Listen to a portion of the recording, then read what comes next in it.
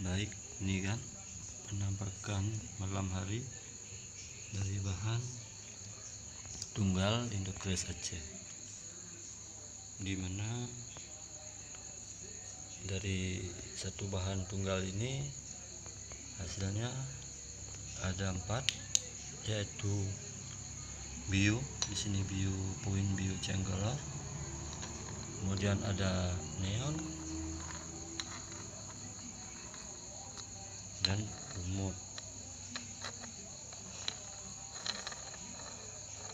Kristalnya bagus, tembus dalam,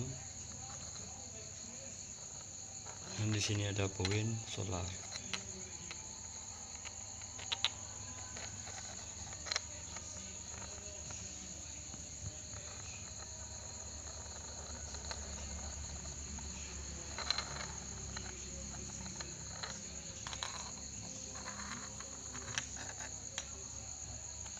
Banyak poinnya kan, bahannya bagus.